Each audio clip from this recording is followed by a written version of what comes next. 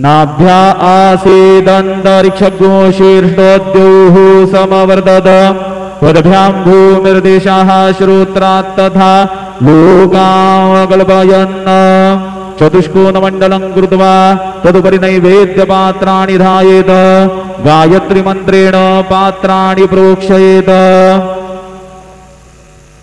सत्यन्वर्तेन परिकिञ्जामि धेनुमुद्रयाममृते कृत्य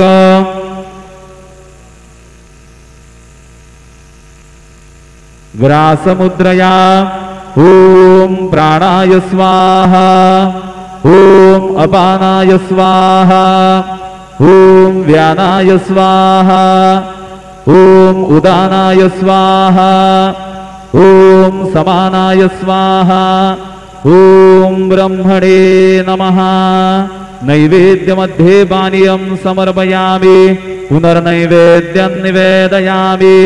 ॐ प्राणाय स्वाहा ॐ अपानाय स्वाहा ॐ व्यानाय स्वाहा ॐ उदानाय स्वाहा ॐ समानाय स्वाहा ॐ ब्रह्मणे नमः।